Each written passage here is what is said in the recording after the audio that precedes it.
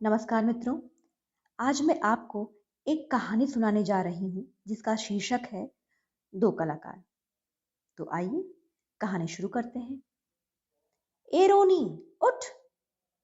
कहते हुए चादर खींचकर चित्रा ने सोती हुई अरुणा को झकझोर कर उठा दिया। अरे क्या है? आंखें मलते हुए तनिक खिजलाहट भरे स्वर में अरुणा ने पूछा। चित्रा उसका हाथ पकड़कर खींचते हुए ले गई और अपने नए बनाए हुए चित्र के सामने ले जाकर खड़ा करके बोली, देख, मेरा चित्र पूरा हो गया। ओहो, तो इसे दिखाने के लिए तूने मेरी नींद खराब की थी? अरे जरा इस चित्र को देख तो। ना पा गई पहला इनाम तो मेरा नाम बदल देना। चित्र को चारों ओर घुमाते हुए अरुणा बोली, किधर से देखूं यह तो बता दे। हजार बार तुझसे कहा है, जिसका चित्र बनाए उसका नाम लिख दिया कर, जिससे गलत फहमी ना हुआ करे, वरना तू बनाएगी हाथी का चित्र और हम समझेंगे उल्लू। तस्वीर पर आंखें गड़ाते हुए बोली, किसी तरह नहीं समझ पा रही हूं कि 84 लाख योनियों में से आखिर यह किस जीव की तस्वीर है। तो आपको ये कोई जीव नजर आ रहा है? अच्छा, जरा अच्छी तरह से देख और समझने की कोशिश कर। अरे ये क्या? इसमें तो सड़क, आदमी, ट्राम, बस, मोटर, मकान सब एक दूसरे पर चढ़ रहे हैं, मानो सबकी खिचड़ी पका कर रख दी हो। क्या घनचक्कर बनाया है! यह कहकर अरुणा ने चित्र रख दिया। जरा सोचकर बता कि यह किसका प्रतीक है? तेरी बेवकूफी का आई है बड़ी प्रतीक वाली। अरे जनाब, ये चित्र आज की दुनिया में कंफ्यूजन का प्रतीक है, समझी? मुझे तो तेरे दिमाग की कंफ्यूजन का प्रतीक नजर आ रहा है। बिना मतलब जिंदगी खराब कर रही है। और अरुणा मुंह धोने के लिए बाहर चली गई। लौटी तो देखा 3-4 बच्चे उसके कमरे के दरवाजे पर खड़े उसकी प्रतीक्षा कर रहे हैं। आते ही बोली, आ गए बच्चों, चलो मैं अभी आई। क्या ये बंदर पाल रखे हैं तूने? फिर जरा हंसकर चित्रा बोली, एक दिन तेरी पाठशाला का चित्र बनाना होगा। लोगों को दिखाया करेंगे कि हमारी एक मित्र साहिबा थी जो बस्ती के चौकीदारों, नौकरों और चपरासियों के बच्चों को पढ़ा पढ़ा कर ही अपने को भारी पंडिताइन और समाज सेविका समझती थी। 4 बजते ही कॉलेज से सारी लड़कियां लौट आईं, पर अरुणा नहीं लौटी। चित्रा चाय के लिए उसकी प्रतीक्षा कर रही थी। पता नहीं कहाँ कहाँ भटक जाती है, बस इसके पीछे बैठे रहो। अरे क्यों बड़बड़ कर रही है? ले ना, मैं आ गई। चल बना चाय, मिलकर ही पियेंगे। तेरे मनोज की चिट्ठी आई है।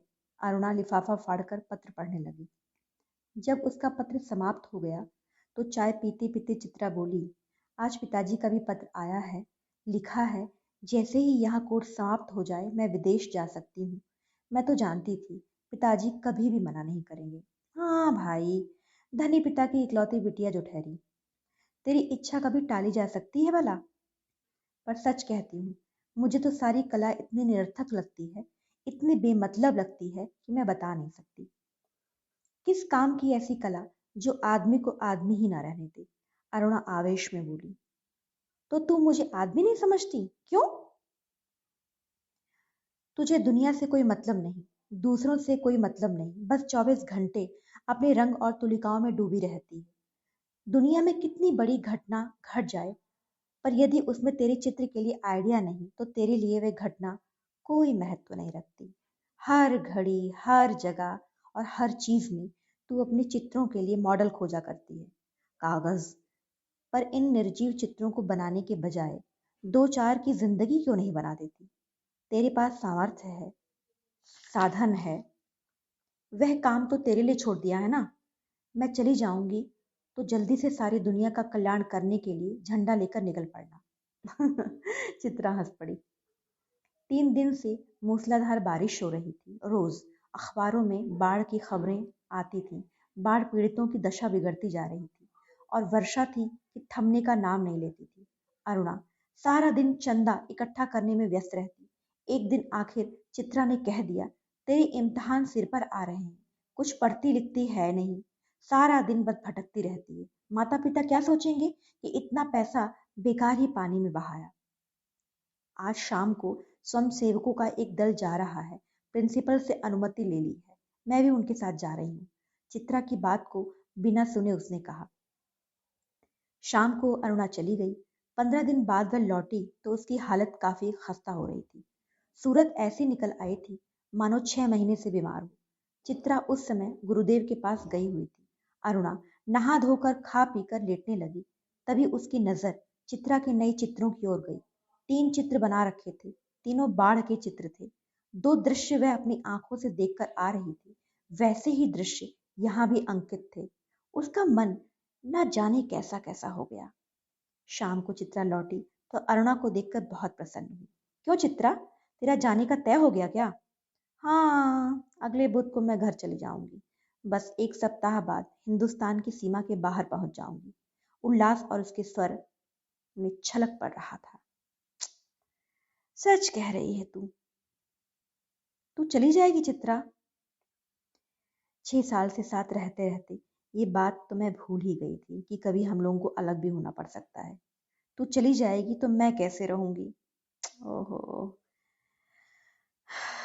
उदासी भरे स्वर में अरुणा ने पूछा। लगा जैसे स्वयं से ही पूछ रही हो। कितना स्नेह था दोनों में। सारा हॉस्टल उनकी मित्रता को ईर्ष्या की दृष्टि से देखता था। आज चित्रा को जाना था। अरुणा सवेरे से ही उसका सारा सामान ठीक कर रही थी। एक एक करके चित्रा सबसे मिल आई। बस गुरुजी से मिलना रह गया था, सो उनका आशीर्वाद लेने चल पड़ी। 3 बज गए थे पर वह लौटी ही नहीं। 5 बजे की गाड़ी से वह जाने वाली थी। अरुणा ने सोचा वह खुद जाकर देख आए कि आखिर बात क्या हो गई। तभी बड़बड़ाती से चित्रा ने प्रवेश किया। बड़ी देर हो गई ना। अरे क्या करूं, बस कुछ ऐसा हो गया कि रुकना ही पड़ा था। आखिर क्या हो गया था ऐसा जो रुकना पड़ा? सुने तो। 2-3 कंठ एक साथ बोले। गर्ग स्टोर के सामने पेड़ के नीचे अक्सर एक भिखारिन बैठी रहा करती थी ना। लौटी तो देखा कि वह मरी पड़ी है और उसके दोनों बच्चे उसके सूखे शरीर से चिपक कर बुरी तरह रो रहे हैं। जाने क्या था उस सारे दृश्य में कि मैं अपने आप को रोक नहीं सकी। एक रफ सा स्केच बना ही डाला। बस इसी में देर हो गई। 4:30 बजे चित्रा हॉस्टल के फाटक पर आ गई और तब तक अरुणा का कहीं पता नहीं था। बहुत सारी लड़कियां उसे स्टेशन छोड़ने भी गई पर चित्रा की आंखें बराबर अरुणा को ढूंढ रही थी। 5 भी बज गई। रेल चल पड़ी और अरुणा ना आई सो ना आई। विदेश जाकर चित्रा तन मन धन से अपने काम में जुट गई। उसकी लगन ने उसकी कला को और भी निखार दिया था। विदेश में उसके चित्रों की धूम मच गई। भिखारिन और 2 अनाथ बच्चों के उस चित्र की प्रशंसा में तो अखबारों के कॉलम भर गए। शोहरत के ऊंचे कगार पर बैठे चित्रा जैसे अपना पिछला सब कुछ भूल गई। पहले वर्ष तो अरुणा से पत्र व्यवहार बड़े नियमित रूप से चला, फिर कम होते होते एकदम बंद हो गया। पिछले 1 साल से तो उसे यह भी नहीं मालूम था कि वह कहाँ है। अनेक प्रतियोगिताओं में उसका अनाथ शीर्षक वाला चित्र प्रथम पुरस्कार पा चुका था। जाने क्या था उस चित्र में, जो देखता चकित रह जाता। 3 साल बाद जब वह भारत लौटी तो बड़ा स्वागत हुआ उसका। अखबारों में उसकी कला पर, उसके जीवन पर अनेक लेख छपे। पिता अपनी इकलौती बिटिया की इस सफलता पर बहुत प्रसन्न थे। दिल्ली में उसके चित्रों की प्रदर्शनी का विराट आयोजन किया गया। उद्घाटन करने के लिए चित्रा को ही बुलाया गया। उस भीड़ भाड़ में अचानक उसकी भेंट अरुणा से हो गई। रूनी कहकर चित्रा भीड़ की उपस्थिति को भूलकर अरुणा के गले से लिपट गई। तुझे कब से चित्र देखने का शौक हो गया रूनी? चित्रों को नहीं, चित्रा को देखने आई थी। तू तो एकदम भी भूल गई ना। अरे ये किसके बच्चे हैं? 2 प्यारे से बच्चे अरुणा से सटे हुए खड़े थे। लड़के की उम्र 10 साल की होगी तो लड़की की कोई 8 साल की। मेरे बच्चे हैं। और किसके? ये तुम्हारी चित्रा मौसी है। नमस्ते करो बेटा अपनी मौसी को। अरुणा ने आदेश दिया। बच्चों ने बड़े आदर से नमस्ते किया पर चित्रा अपाक होकर कभी बच्चों को और कभी अरुणा का मुख देख रही थी। तभी अरुणा ने टोका, कैसी मौसी है, प्यार तो करना। और चित्रा ने दोनों के सिर पर हाथ फेरा। अरुणा ने कहा, तुम्हारी ये मौसी बहुत अच्छी तस्वीरें बनाती हैं। ये सारी तस्वीरें इन्हीं की बनाई हुई हैं। आप हमें सब तस्वीरें दिखाएंगी मौसी? बच्चे ने फरमाइश की। चित्रा उन्हें तस्वीरें दिखाने लगी। घूमते घूमते वे उसी भिखारी वाली तस्वीर के सामने आ पहुंचे। चित्रा ने कहा, यही वह तस्वीर है रूनी, जिसने मुझे इतनी प्रसिद्धि दी। ये बच्चे रो क्यों रहे हैं मौसी? तस्वीर को ध्यान से देखकर बालिका ने पूछा। इनकी माँ मर गई है। देखती नहीं, मरी पड़ी है, इतना भी नहीं समझती। बालक ने मौका पाते ही अपने बड़प्पन और ज्ञान की छाप लगाई। ये सचमुच के बच्चे थे मौसी। बालिका का स्वर करुण से करुणतर होता जा रहा था। और सचमुच के बच्चों को देखकर ही तो बनाई थी ये तस्वीर। मौसी, हमें ऐसी तस्वीर नहीं, अच्छी अच्छी तस्वीरें दिखाओ, राजा रानी की, परियों की। उस तस्वीर को और अधिक देर तक देखना बच्चों के लिए असहज हो उठा था। तभी अरुणा के पति आ पहुंचे। साधारण बातचीत के पश्चात अरुणा ने दोनों बच्चों को उनके हवाले करते हुए कहा, आप जरा बच्चों को प्रदर्शनी दिखाइए, मैं चित्रा को लेकर घर चलती हूँ। बच्चे इच्छा न रहते हुए भी पिता के साथ विदा हुए। चित्रा को दोनों बच्चे बड़े ही प्यारे लगे। वह उन्हें देखती रही। जैसे ही वे आंखों से ओझल हुए, उसने पूछा, सच सच बता रूनी, ये प्यारे प्यारे बच्चे किसके हैं? कहा तो मेरे हैं। अरे बता ना, मुझे ही बेवकूफ बनाने चली है। एक क्षण रुककर अरुणा ने कहा, बता दूं? और फिर उस भिखारिन वाले चित्र के दोनों बच्चों पर उंगली रखकर बोली, ये ही वे बच्चे हैं। क्या?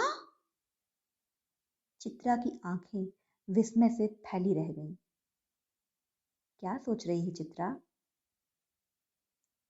कुछ नहीं। मैं सोच रही थी कि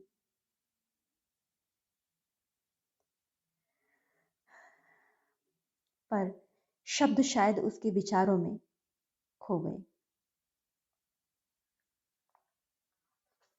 धन्यवाद।